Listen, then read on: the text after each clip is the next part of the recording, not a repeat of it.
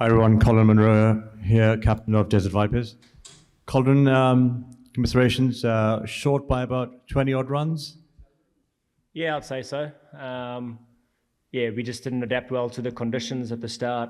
And to be fair, I think the conditions really suited their bowlers, medium paces, just sitting in the wicket a little bit too paced, and we just didn't adapt to it. And full credit to them. I thought they went to the conditions better than us. We just didn't quite do it tonight, but you know that's the way it goes sometimes. Hi Colin, commiserations. You guys played really well through the tournament, but you guys probably missed Shofin out there today, maybe? Yeah, but we backed our whole squad from the start. People have come in and out. We've used a lot of players. You know, Shofin played tonight. He could have got our first ball. Who knows? You know, cricket is so unpredictable. You can't predict anything. So we backed the players that were out there. Unfortunately, we were just beaten by a better team tonight, and you know, it wasn't a huge amount in difference between the teams. So yeah, it was obviously a good game of cricket, but unfortunate that we're on the losing team tonight. Hi Colin, a great tournament all in all. We saw through the campaign that the Vipers lost wickets in a cluster, especially before the 10-over mark.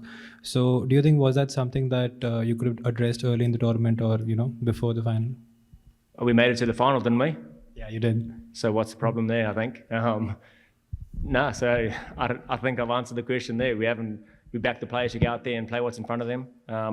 It's T20 cricket. You're not always going to have that easy ride and be 2 down at the 15-over mark. We go out there and try and play a brand of cricket that we excite the crowd and want to get people in. We've done that, and you know, you see throughout the whole campaign we've had more red jerseys in the crowd than anything else, and that's a new franchise too. So I think it's credit to everybody in the background staff that's done it. But yeah, still fully back the players that we've got here to go out there and play. If you know, play the tournament tomorrow, the final again tomorrow, we'll back the same players and have that same message about going to go take the game on. Tough luck, Munro. At the end of power play, Desert Vipers were 30 for 2, while Gulf Giants were 34 for 2. So it's all about execution. One good man stood up for all the time. 50 balls he played and his score was 72. I'm talking about Creslin. Don't you think so? Some from your side, like Wanindu Hasaranga or yourself, can longer the innings and the score could have been 170, 165 and the match would have been close enough? Hindsight's a wonderful thing, isn't it?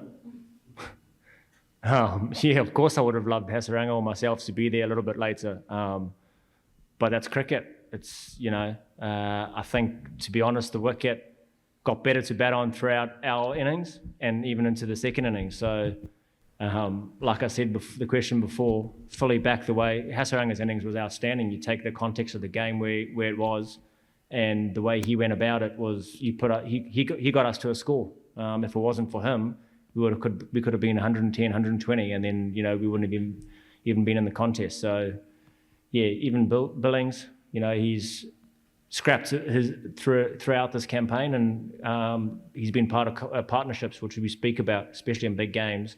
Taking the pressure off yourself and being part of a partnership is the way forward. Colin, talking about the positive things you got from this tournament, I think Alex Hales, you know, right from the start, and then, you know, Rohan played some cameos, then Wanindu Hasaranga you talked about, Alex Hales we talked about, and then Tom Curran was there. Can you talk us about this whole positive things you learned from this tournament and which you try to carry forward in the next season? I just think the environment in the group, there's not just one thing that's been really good. The environment in the group, if you ask every single person, they've actually felt part of something bigger than just themselves or the game. New franchise brought in, we've got wonderful coaches that allowed the environment for players to come in and really just be themselves and execute their best performance. Yes, we've got individual performances up and down. You know, guys scored runs at the start of some in the middle. I think Alex and we batted well at the start of the comp, and then the back end of the comp wasn't that good. And then we've just had the bowlers step up most of the time, to be fair. The bowlers have been outstanding. We've gone and attacked, and we've done really well. But the biggest thing I'll take away from it is the environment that the Vipers and the brand that it's a new franchise, and like I said, we've got plenty of red shirts out there. So come next year, hopefully they can come back and really get behind us. Captain, how do you reflect on your time as leader? Obviously, you were relatively new to the job. You've come in and you've brought the side to the final, and you've created the culture within the dressing room. How do you reflect on that last month or so? Yeah, I don't really like talking about myself too much, but I think I'm quite proud of the way I've gone about it. I've tried to be as level-headed as possible, and back the squad that we've got, and rotation, and so yeah, I think it wasn't just me getting the boys to the final. It's been a huge group effort in terms of the coaches making sure that like the environment is set up that guys can go out there and play their aggressive nature, but also other senior players around the group. Alex Hales and Billings have been really good for me in terms of talking about bowling changes and when to bowl certain players, and yeah, it's been a huge learning curve for me. I've really enjoyed it, especially off the field stuff and trying to create environments and make people feel comfortable. And I hope that the players enjoyed playing underneath me. I'll ask a few guys for some feedback and see where I can get better and keep learning. I think that's the biggest thing in this, not just this format, but in this sport. It's about learning and coming back better and stronger in the next tournament or next year if I'm back here.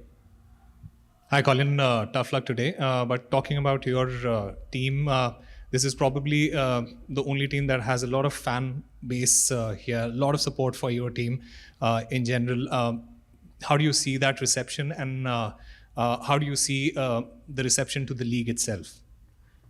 Yeah, I think it's, like I said earlier, huge amounts of work has gone in behind the scenes from the Vipers brand to get everything out there and go and play cricket in the community and give shirts out and really try and drive that brand. The Vipers, it's not like we're an MI or Night Riders that have something established and we can just keep going and circling into new tournaments. We had to start afresh, and it's been unbelievable. I think, like I keep saying, it was a huge group effort, not just the players, but the background staff too. And you see them having breakfast every morning, and us as players, we take it for granted sometimes when we get to tournaments and we just expect things to be done on time, your flights, right size shirts, all that type of thing, and we take it for granted sometimes, but there's a lot of work and effort that goes into doing all those little things. I say little things, but they're not. They're massive things in the context, and